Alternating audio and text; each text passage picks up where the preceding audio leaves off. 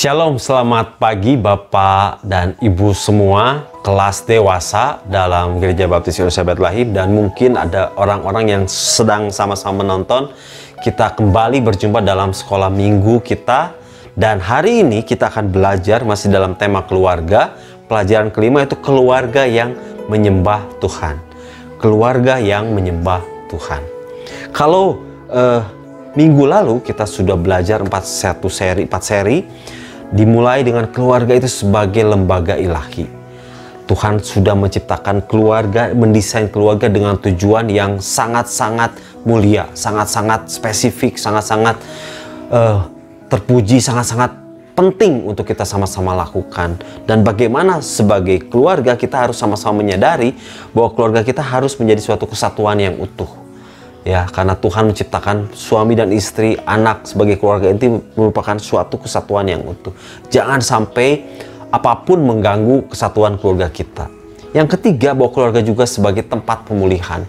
Meskipun kita sama-sama tahu ada banyak mungkin perselisihan, pertengkaran, ada dendam, benci, tetapi Tuhan mengajarkan kepada kita bahwa tempat pemulihan yang terbaik adalah di dalam keluarga. Everything starts from home. Segala sesuatu dimulai dari keluarga. Ketika keluarga utuh, ketika keluarga pulih, ketika keluarga harmonis, maka orang-orang di dalamnya akan membawa suasana harmonis itu keluar kemanapun mereka berada. Tetapi ketika di dalam keluarga itu ada banyak dendam, ada banyak benci, ada banyak iri, ada banyak sakit hati, mereka akan bawa itu semua keluar. Dan itu kan yang menjadi bahaya bagi banyak orang. Oleh karena itu kembali kita semua belajar tentang keluarga, bagaimana keluarga menjadi suatu tempat rumah pemulihan. Dan minggu lalu kita sudah belajar bahwa keluarga adalah tempat latihan untuk hidup kita saling menasihati, saling membangun. Nah, minggu ini kita akan belajar bagaimana keluarga menjadi keluarga yang menyembah Tuhan, menyembah, beribadah. Apakah menyembah beribadah dalam hari Minggu saja atau setiap hari? Dan bagaimana itu kita bisa mengerti, memahami bagaimana kita dalam menyembah, beribadah di gereja dan dalam kehidupan sehari-hari. Kita sama-sama belajar ya, tanpa bermaksud untuk mengajari, tanpa bermaksud untuk merasa sok pintar. Mari kita sama belajar supaya kita semakin lama saling membangun, saling mengajar, kita semua semakin diberkati. Sebelumnya mari kita sama-sama berdoa. Bapa yang baik, terima kasih ya Tuhan karena Engkau masih terus mengajari kami tentang pentingnya arti dari keluarga. Tuhan, ajar kami Tuhan sebagai suami, sebagai istri, sebagai ayah, sebagai ibu, untuk kami bisa sama-sama terus belajar. Dan hari ini kami belajar bagaimana kami semakin memahami kami harus menjadi keluarga yang menyembah kepada Tuhan saja. Beri hikmat buat kami semua, beri Roh Kudus buat hamba-Mu dan buat semua yang mendengar, supaya hati kami terbuka, Tuhan yang berkuasa dan Tuhan yang terus menabur setiap firman ini ke dalam hati dan pikiran kami, sehingga kami semakin bangga menjadi anak-Nya Tuhan. Terima kasih ya Tuhan, kami siap belajar firman Tuhan. Dalam nama Tuhan Yesus kami berdoa, amin. Baik Bapak Ibu dan saudara-saudara sekalian, ayat hafalannya, ayat emasnya, diambil dari Yosua 24 ayat 15b, yaitu tentang Yosua berkata mempunyai komitmen, tetapi aku dan seisi rumahku kami akan beribadah kepada Tuhan. Aku dan seisi rumahku, suatu komitmen dari seorang Yosua, dari seorang kepala keluarga, dari seorang pemimpin keluarga, bertekad aku akan beribadah kepada Tuhan dan seisi rumahku. Ada suatu keteladanan, ada suatu ajakan, ada suatu arahan, ada suatu pimpinan dari seorang Yosua untuk komitmen beribadah hanya kepada Tuhan saja. Ya, kita akan sama-sama terus belajar, dan dua perikop yang menjadi dasar pelajaran kita hari ini, yaitu diambil dari Yosua pasal 24 yang ada ayat hafalnya tadi, dan Yohanes pasal 4 ayat 21 sampai 26 yang kita semua sudah tahu tentang percakapan Tuhan Yesus dengan seorang perempuan di Samaria. Nah, kita akan belajar. Saya melihat bukan suatu kebetulan dua perikop ini dijadikan satu tema keluarga yang menyembah Tuhan, karena ada fakta-fakta yang menarik yang kita harus sama-sama belajar ya. Yang pertama, kita lihat bahwa ternyata di dalam dua perikop ini ada sama-sama tentang menyembah dan beribadah kepada Tuhan, gitu ya.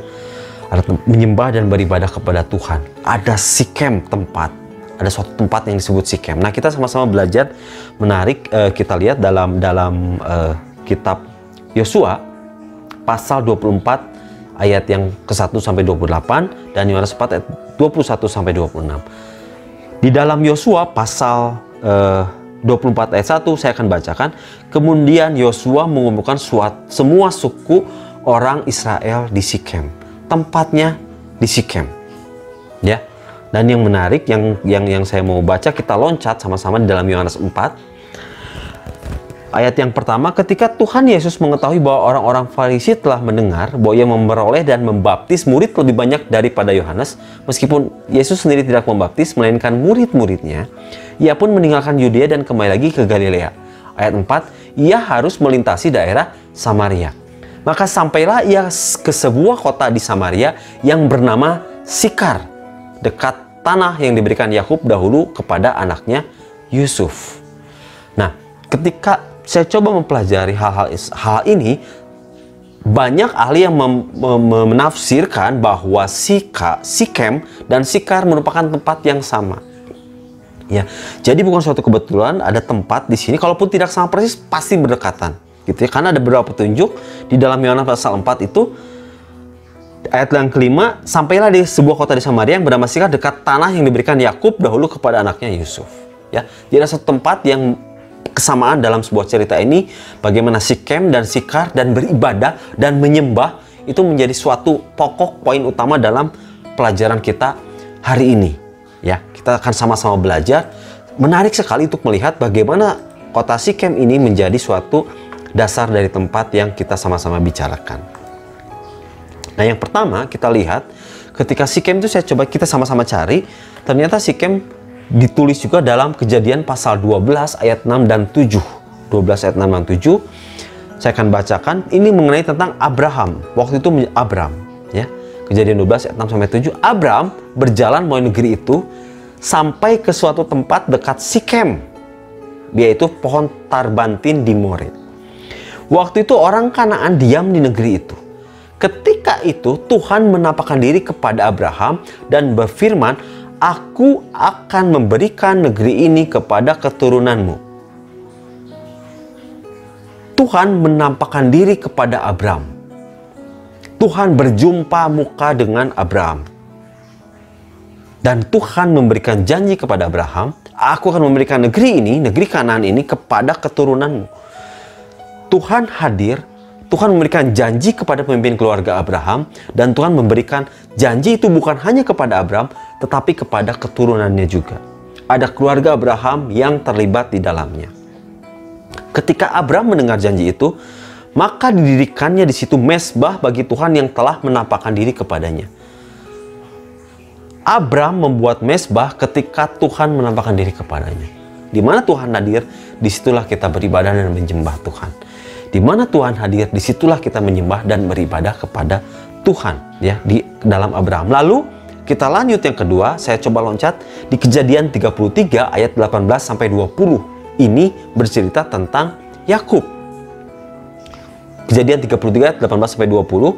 Dalam perjalanannya dari Padan Aram, sampailah Yakub dengan selamat ke Sikem di tanah Kanaan. Lalu ia berkemah di sebelah timur kota itu. Kemudian dibelilah dari anak-anak Hemor. Yakub membeli tanah itu. Bapak Sikem, sebidang tanah tempat ia memasang kemahnya dengan harga 100 kesita. Ia mendirikan mezbah di situ dan dinamainya itu Allah Israel ialah Allah. Kejadian kedua mengenai Yakub tempat Sikem ini ketika Yakub membeli tanah dan Yakub mendirikan mezbah, beribadah di situ. Mezbah kita tahu sama-sama, ya, di mana didirikan mezbah, disitulah kita mempersembahkan korban kepada Allah. Disitulah kita beribadah kepada Allah. Disitulah kita menyembah Allah. Apa poin dari Yakub ketika mendirikan mezbah? Dia menamainya Allah Israel itu adalah Allah. Dua kejadian ini luar biasa. Abraham mendirikan mezbah, Abraham menyembah Tuhan, beribadah, mendirikan mezbah di Sikem. Yakub membeli tanah itu, mendirikan mezbah di situ di Sikem. Menarik sekali. Bapak, Ibu, dan saudara sekalian. Lalu yang ketiga yang kita sama-sama baca di dalam Yosua pasal 24 ini, yang tadi saya sudah baca di ayat yang pertama, kemudian Yosua mengumpulkan semua suku orang Israel di Sikem. Kembali lagi Sikem disebut. Dipanggilnya para tua-tua orang Israel, para kepalanya, para hakimnya, dan para pengatur pasukannya. Lalu mereka berdiri di hadapan Allah. Yosua mengumpulkan semua suku orang Israel di Sikem. Siapa yang dipanggil? Para tua-tua orang Israel, para kepalanya, para hakimnya, para pengatur pasukannya. Orang-orang yang dianggap mempunyai kapasitas pemimpin, yang punya jabatan-jabatan pemimpin, Yosua panggil. Lalu mereka berdiri di hadapan Allah. Menarik sekali ketika di Sikem, judul perikopnya kita sama-sama baca, pembaruan perjanjian. Dan hari ini kita sama-sama belajar bagaimana kita bisa mengajak para tua-tua orang Israel, para kepala. Tentunya kita semua adalah para pemimpin dalam keluarga kita masing-masing. Ya, tua orang Israel, para kepala, para hakim, dan para pengatur pasukan. Kita semua adalah pemimpin dalam keluarga kita masing-masing. Dan bukan suatu kebetulan juga bahwa ajakan, dorongan, terus didikan dari Tuhan untuk kita semakin membawa keluarga kita menyembah dan beribadah kepada Tuhan hari ini. Ya. Lalu di ayat 2 dan seterusnya, saya tidak akan baca lanjut. Nanti Bapak, Ibu, dan saudara sekalian baca lebih dalam. Itu menceritakan bahwa bagaimana sejarah bangsa Israel, ya. Dimulai dari Abraham, dimulai dari Yakub, dimulai dari Esau, dimulai dari Musa, dari Harun, terus membawakan cerita bagaimana kemenangan Tuhan terus terjadi dalam melindungi dan memimpin bangsa Israel. Ya, terus sampai ke bawah, lalu akhirnya kita lihat sama-sama di dalam ayat yang ke-22. Kemudian berkatalah Yosua kepada bangsa itu, kamulah saksi terhadap kamu sendiri bahwa kamu telah memilih Tuhan untuk beribadah kepadanya. Yosua menantang pada para pemimpin-pemimpin ini, kamu semua para pemimpin telah memilih Tuhan untuk beribadah kepada Tuhan. Kita semua orang-orang dewasa, baik bapak-bapak dan ibu-ibu, kita semua ada di tempat ini, kita semua mendengarkan sekolah minggu pada hari ini, tentunya dikarenakan kita sudah memilih Tuhan untuk beribadah hanya kepada Tuhan. Dan mereka menjawab, mereka, kamilah saksi. Apakah Bapak dan Ibu menjawab hal yang sama bahwa kami sudah bertekad akan beribadah kepada Tuhan? Ini yang membuat sama-sama kita menarik. Lalu Yosua berkata, maka sekarang jauhkanlah Allah asing yang ada di tengah-tengah kamu dan condongkanlah hatimu kepada Tuhan Allah Israel. Jauhkan Allah asing, jauhkan berhala-berhala yang mengganggu kita kepada Tuhan, dan condongkanlah hati kita kepada Tuhan dan Allah Israel. Lalu jawab para pemimpin bangsa itu, yang tadi dari awal kita sudah sama-sama sebutkan, berkata kepada Yosua, kepada Tuhan Allah kita, kami akan beribadah dan firman-Nya akan kami dengarkan. Ayat 25, pada hari itu juga Yosua mengikat perjanjian dengan bangsa itu dan membuat ketetapan dan peraturan bagi mereka di Sikem. Ayat 26, Yosua menuliskan semuanya itu dalam kitab hukum Allah, lalu ia mengambil batu yang besar dan mendirikannya di bawah pohon besar di tempat kudus Tuhan. Kata Yosua kepada seluruh bangsa itu, sesungguhnya batu inilah yang akan menjadi saksi terhadap kita, sebab telah didengarnya segala firman Tuhan yang diucapkannya kepada kita. Sebab itu batu ini akan menjadi saksi terhadap kamu, supaya kamu jangan menyangkal Allahmu.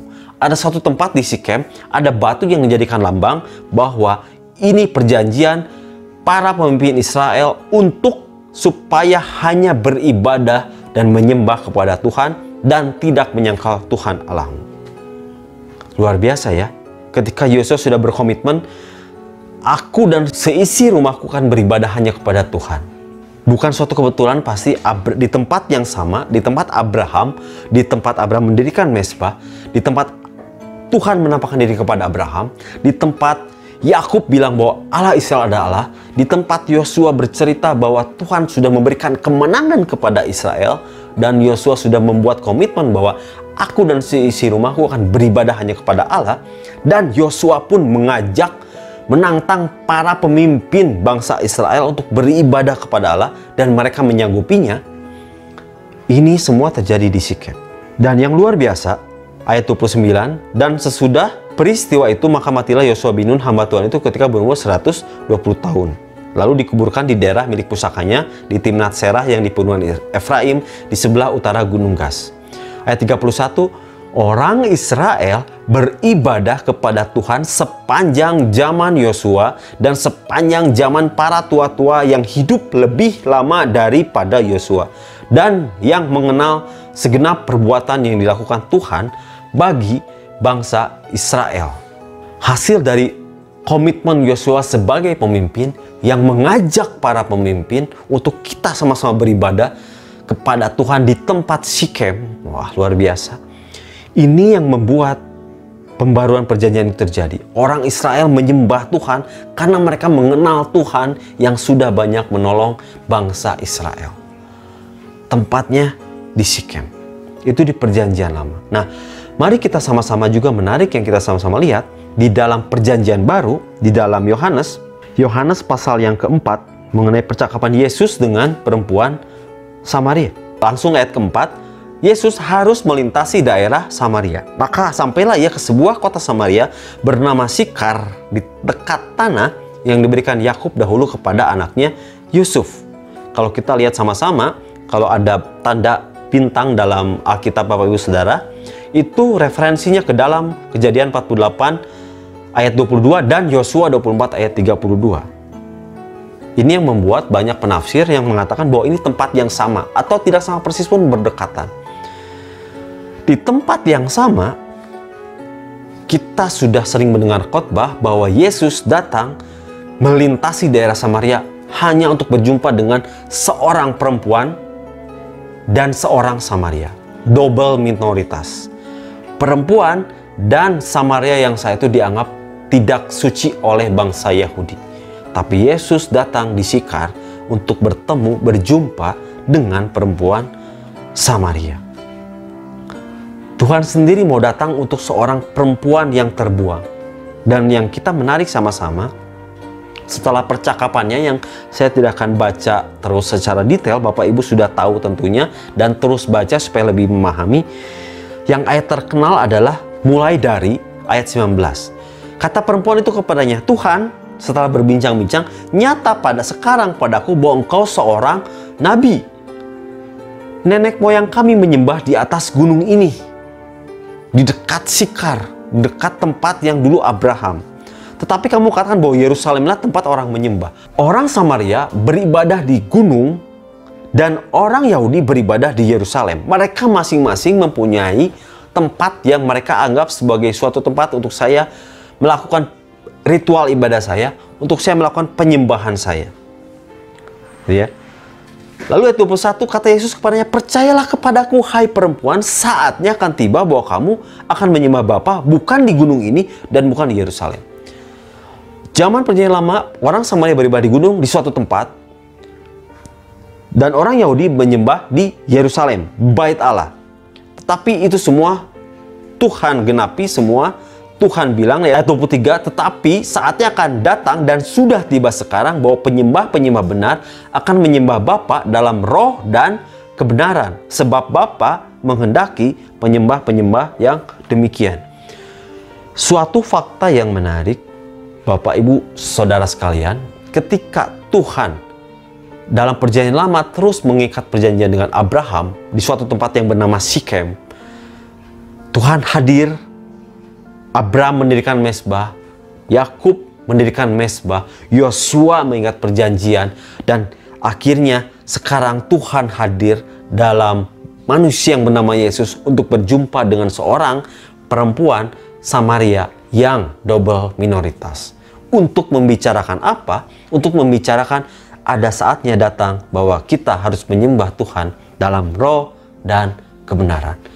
Suatu rentetan fakta yang sangat menarik untuk menunjukkan kepada kita bahwa Allah itu roh dan barang siapa menyembah Dia harus menyembahnya dalam roh dan kebenaran. Hasilnya apa, Bapak Ibu Saudara sekalian? Tentu kita sama-sama tahu bahwa ternyata bukan hanya sekarang tempat, bukan hanya bicara liturgi, bukan hanya bicara tata tertib, tata aturan, bagaimana harus bagaimana, tetapi yang utama adalah roh dan kebenaran. Hasilnya ketika Tuhan hadir, yang dulu kepada Abraham, sekarang kepada perempuan Samaria, di ayat 38 sampai 42, luar biasa, karena perempuan sudah mengerti bahwa kita harus menyembah Tuhan bukan berdasarkan tempat, tapi roh kita, dan harus berdasarkan kebenaran. Ada banyak orang-orang Samaria yang mendengar perempuan Samaria itu menjadi banyak percaya kepada Tuhan Yesus. Ayat 39, dan banyak orang Samaria dari kota itu telah menjadi percaya kepadanya karena perkataan perempuan itu. Perempuan yang malu bertemu dengan orang sebelumnya, sekarang mereka menjadi percaya. Ayat 40, ketika orang Samaria itu sampai kepada Yesus, mereka meminta kepada Tuhan Yesus supaya ia tinggal pada mereka, dan ia pun tinggal di situ 2 hari lamanya. Dan lebih banyak lagi orang yang menjadi percaya karena perkataannya. Dan mereka berkata kepada perempuan itu, kami percaya tetapi bukan lagi karena apa yang kau katakan, sebab kami sendiri telah mendengar dia, dan kami tahu bahwa dialah benar-benar juru selamat dunia. Nah, ini ada beberapa yang saya ingin coba tekankan di sini. Bagaimana kita sebagai pemimpin dalam keluarga, sebagai suami, sebagai istri, sebagai ayah, sebagai ibu, dari fakta-fakta yang demikian, kita melihat bahwa ketika kita menjadi inisiator, ketika kita menjadi pelopor untuk membawa anggota keluarga kita menyembah kepada Tuhan, Tuhan berkenan. Abraham menjadi bapak orang beriman. Abraham mengajarkan banyak hal bahwa iman kepada Tuhan yang terpenting. Mendirikan mezbah. Abraham sudah bertemu dengan Tuhan. Yakub menjadi orang yang dulunya penipu menjadi orang pilihan Allah, Israel.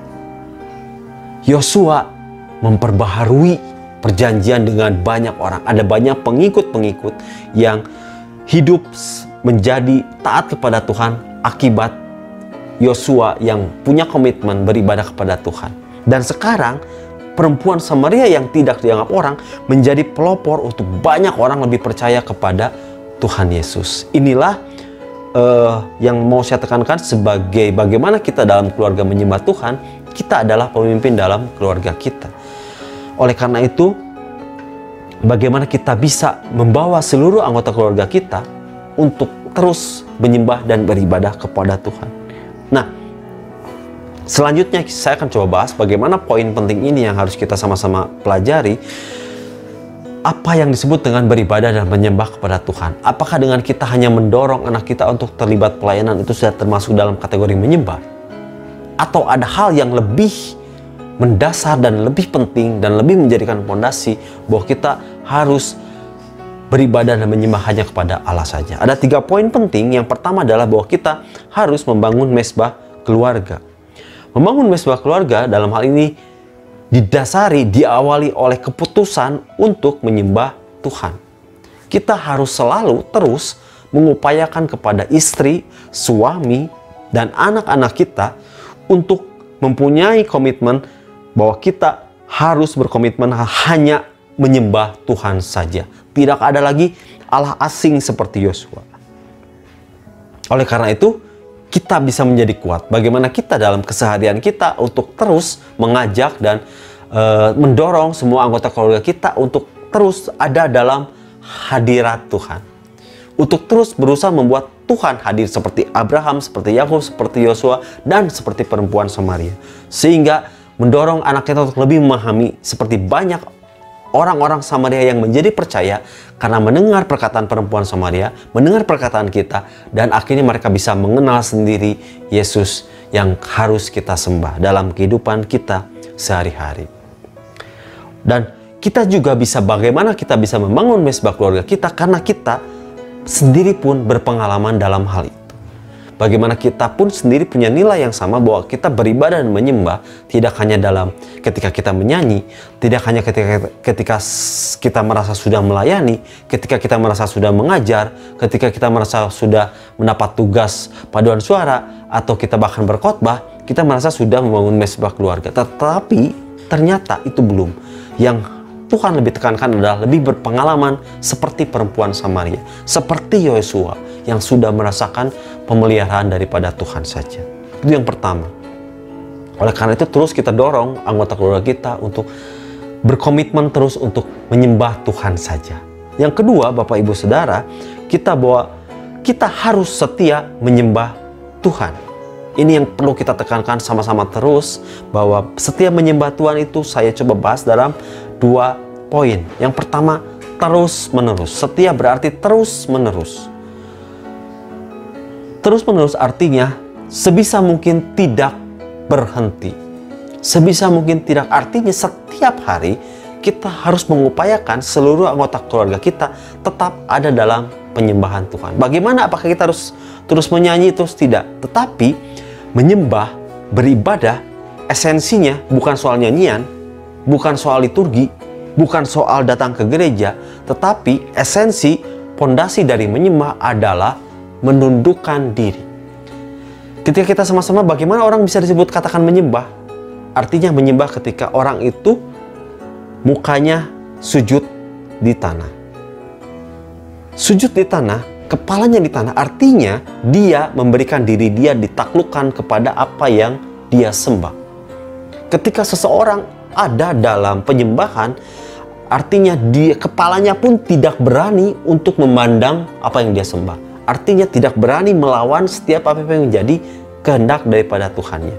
Dia hanya mau taat, menunggu instruksi dari Tuhan. Apapun yang terjadi, dia harus menunggu instruksi dari Tuhan. Itulah esensi daripada menyembah. Kita bisa menyanyi dengan baik, tapi hati kita tidak menyembah Tuhan. Tuhan yang harus sembah kita. Kita bisa berkhotbah, kita bisa melayani, kita bisa memberi persembahan persepuluhan yang besar, kita bisa menjadi asyir, tetapi hati kita ternyata tidak menyembah Tuhan. Baik sekali ketika kita mengajak seluruh anggota kita untuk melayani Tuhan, ayo kita pelayanan, ayo kita ke gereja, tetapi yang lebih penting dalam semua itu, sambil melayani tetap ada dalam kendali bahwa kita menyembah Tuhan, terus-menerus ada dalam penundukan diri kepada Tuhan, penundukan kehendak kita kepada Tuhan. Dan teguh meskipun ada pilihan. Di luar sana ada banyak godaan-godaan untuk kita semakin meragukan apakah Tuhan itu layak untuk kita sembah atau ada Tuhan lain yang bisa menggantikan Tuhan Yesus. Ini yang media sosial sekarang banyak sekali bertebaran. Di luar kekristenan, bahkan ada kekristenan, ajaran-ajaran banyak sekali. Ada yang agnostik, ada yang ateis dan segala macam. Tetapi ternyata ada banyak hal yang orang tergoda untuk seperti itu, dan kita ada dalam peperangan seperti itu. Bahkan orang Kristen sendiri ada banyak hal yang kita sebut, ada 2 hal yang banyak menyerang kekristenan, yaitu agnostik dan ateis praktis. Ada banyak sekali orang yang ke gereja melayani, tetapi ternyata dia agnostik. Dia tahu Tuhan ada, tapi dia merasa Tuhan itu tidak harus disembah. Tuhan ya Tuhan di luar, di surga sana, saya ya saya. Hidup Tuhan hidup Tuhan, kehendak Tuhan ya kehendak Tuhan, kehendak saya yang kehendak saya. Ada banyak orang Kristen yang ternyata agnostik. Yang kedua juga ada banyak orang Kristen yang ateis praktis. Dia percaya Tuhan, tapi kadang-kadang dia tidak mau menundukkan dirinya kepada Tuhan. Kadang-kadang ada nakal-nakalnya sedikit juga. Sekarang bagian saya, bagian kehendak saya Tuhan ya, bukan kehendak Tuhan. Ini gimana saya? Nah, ini yang perlu kita sama-sama belajari, esensi dari penyembahan. Yang ketiga, poin yang ketiga adalah bagaimana kita mengajari para anggota keluarga kita untuk beribadah di dalam roh dan kebenaran. Roh dan kebenaran. Kita sering bilang bahwa ketika kita percaya kepada Tuhan Yesus, Roh Kudus, Roh Allah ada dalam hati kita. Artinya, kemanapun kita berada, apapun yang kita lakukan, Roh itu sudah ada dalam kita. Sudah tidak perlu gunung lagi, sudah tidak perlu Yerusalem lagi. Bait Allah, Tuhan hadir, mesbahnya sudah ada dalam hati kita. Artinya setiap hari, apapun yang kita katakan, pikirkan, lakukan, itu semua berhubungan dengan bait Allah. Artinya kemanapun kita harus dalam posisi menyembah Tuhan. Tetap ada dalam posisi penundukan diri kepada Tuhan, baik dalam beribadah, baik dalam menyembah, bahkan dalam kejadian ketika manusia diberikan perintah untuk mengusahakan bumi, itu pun termasuk dalam beribadah. Dalam bekerja pun tetap ada penundukan diri kepada Tuhan. Jadi, dalam bagaimana dalam keseharian kita melakukan aktivitas kita kita harus memberikan tanda kepada Tuhan bahwa tubuh kita, jiwa kita, dan roh kita sujud menyembah, takluk kepada Tuhan dalam setiap apapun. Itu akan tercermin dalam setiap perkataan, perbuatan. Mana yang kehendak Tuhan dalam setiap perkataannya, perbuatannya, atau mana kehendak dia sendiri. Itu yang dimaksud dengan beribadah dalam roh dan kebenaran. Yang ketiga, bahwa tidak ada ukuran rohani dan duniawi dalam setiap kehidupan kita. Ketika roh Allah yang penuh dengan kebenaran itu ada dalam diri kita, kita tidak pilih-pilih tempat. Di gereja kita rohani, di luar kita tidak rohani. Kita harus terus berusaha kemanapun kita dalam roh dan kebenaran beribadah menyembah kepada Tuhan. Menaklukkan tubuh, roh, dan jiwa kita dalam setiap kehendak Tuhan. Nah, ini yang perlu kita sama-sama membangun dalam keluarga kita. Bagaimana kita mengajak seluruh anggota keluarga kita untuk beribadah dan menyembah kepada Tuhan. Mungkin itu yang bisa saya sampaikan pada pagi hari ini. Tentu Bapak, Ibu, dan Saudara sekalian bisa lebih lagi mendalami semua pelajaran kita hari ini. Dan yang terpenting adalah bagaimana kita sama-sama belajar, sama-sama menguatkan untuk kita semakin sering membawa keluarga kita dalam posisi tunduk, sujud, beribadah kepada Tuhan dalam setiap kehidupan sehari-hari. Sehingga kita menjadi gereja yang kuat karena kita terdiri dari keluarga-keluarga yang menyembah Tuhan. Dan akhirnya nama Tuhan yang akan dipermuliakan. Ada banyak orang yang mendengar kesaksian bahwa kehidupan keluarga yang menyembah Tuhan ada roh, ada kebenaran, ada damai sejahtera, dan ada sukacita. Selamat pagi, Tuhan Yesus memberkati. Kita akan berdoa sama-sama. Bapa, kami mengucap syukur atas pelajaran hari ini. Tuhan yang memberkati, Tuhan yang menguduskan, Tuhan yang meteraikan semua pelajaran hari ini. Yang tidak berkenan Tuhan cabut, yang berkenan Tuhan terus tumbuhkan dalam setiap hati kami. Sehingga kami setiap hari diingatkan terus bahwa kami adalah penyembah-penyembah Tuhan. Yang menyembah, yang sujud dan takluk hanya kepada Tuhan saja. Kami tidak tergoda untuk kepada Allah-Allah lain, berhala-berhala lain. Terima kasih ya Tuhan, berkati kami semua. Dalam nama Tuhan Yesus kami berdoa dan mengucap syukur. Amin. Selamat pagi, Tuhan Yesus memberkati.